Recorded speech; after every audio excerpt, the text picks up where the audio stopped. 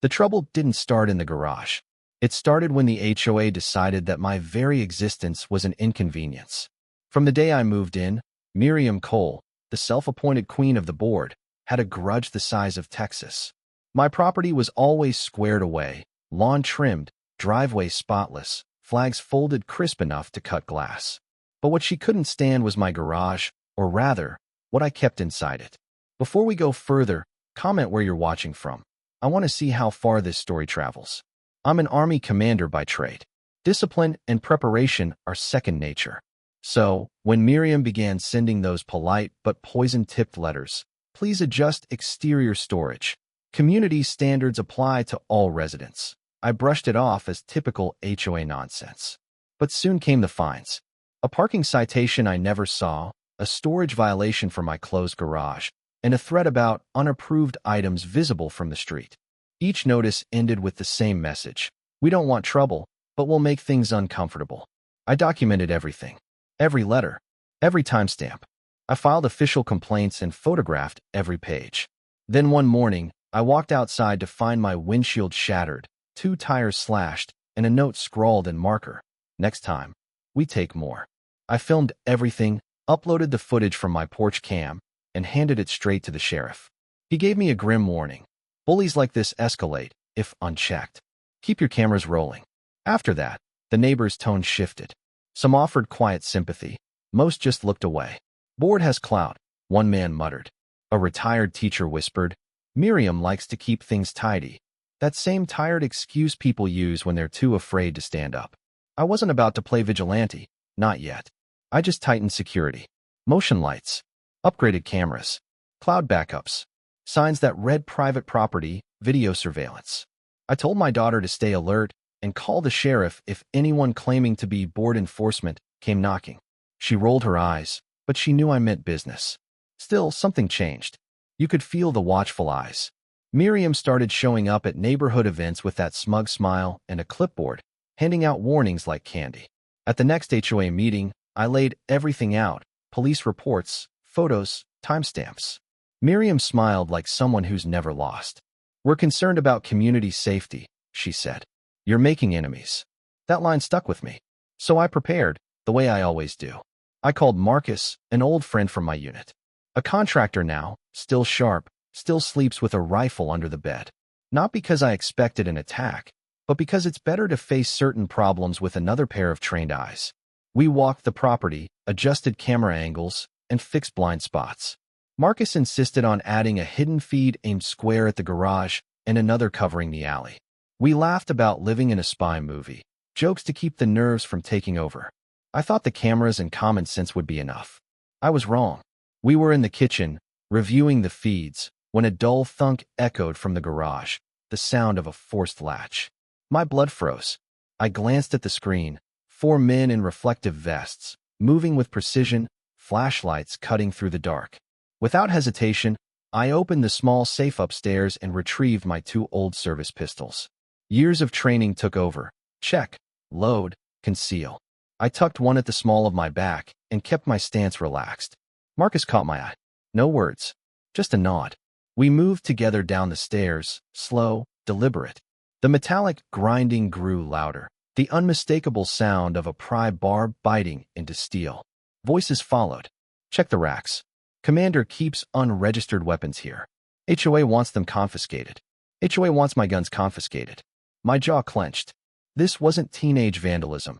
This was a raid. The 4 men wore vests labeled HOA Cop in block letters, dollar store badges dangling from lanyards. But their grip on the crowbars and bolt cutters told me they'd done this before. Marcus leaned close and whispered, They're geared for smash and grab. They're not touching a damn thing, I muttered back. I cleared my throat and stepped into the doorway. Afternoon, gentlemen. They froze. The only sound was the faint creak of the hanging light chain. My pistol stayed low, hidden, but ready. Marcus didn't need one. His stance alone was backup enough. The leader recovered first, puffed up, and jabbed his clipboard toward me like it was a weapon. Sir, this is official HOA business. We've had complaints about hazardous material being stored here. You're required to comply. I tilted my head, calm but sharp. Hazardous material? This is my private garage. You broke into it. That's a felony. He tried to smirk. We're authorized. Marcus barked a laugh. Authorized by who? Your playgroup president, Miriam? You clowns have zero jurisdiction. That stung. One of the smaller guys shifted nervously, glancing toward the SUV outside.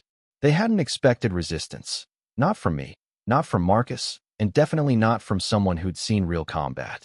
I stepped closer, hands still behind me, voice steady but sharp enough to cut glass. Here's what's going to happen.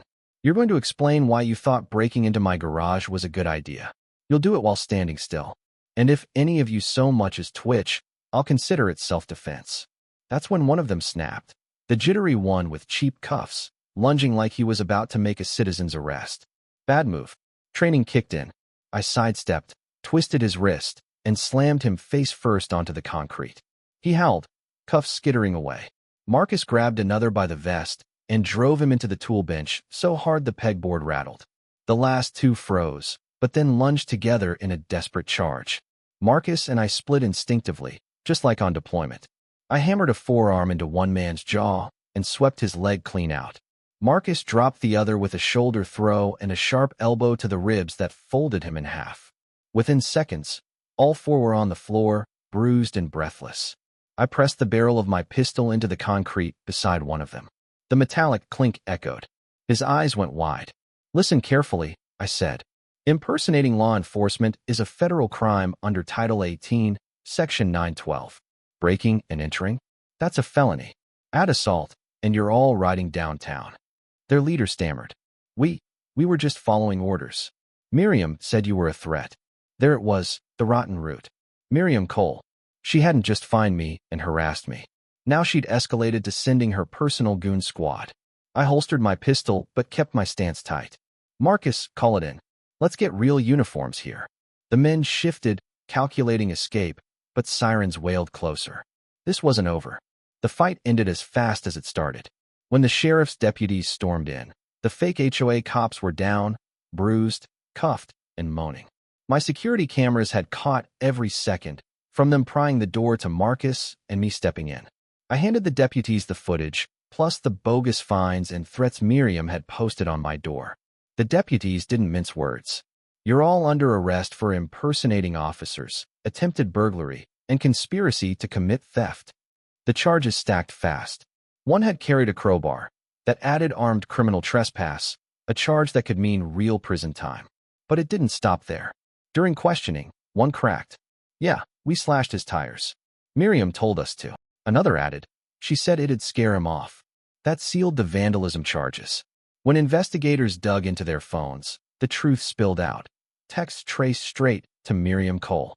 She hadn't just allowed it. She'd orchestrated it step by step, even ordering them to seize my property. The neighborhood turned quickly. People who once looked away now admitted they'd been targeted, too. Miriam had fined families for garden gnomes, threatened liens, even ordered fences torn down. My case was the worst, but far from the only one. I filed a civil suit, property damage, harassment, punitive damages. My lawyer demanded $125,000 plus legal fees. The HOA's insurer settled for $100,000 and full reimbursement. Miriam herself had to cough up $15,000 personally after the judge ruled she'd abused her authority. In criminal court, the four imposters pled guilty to trespass, impersonation, vandalism, and attempted theft. They walked with probation, fines, and permanent records. Miriam pled guilty to harassment and conspiracy, lost her position, was banned from any HOA work in the county, and fined $10,000. When it was all over, I stood in my garage with Marcus, looking over the tools they'd tried to steal. The walls felt heavier, quieter, but safer. Neighbors stopped to shake my hand, thanking me for standing up to her. The HOA was restructured with real oversight, stripped of its fangs. They thought they could storm into my life and take what they wanted. They didn't know I was an army commander. If you're enjoying this HOA story, make sure to like and subscribe, because trust me, it only gets better from here.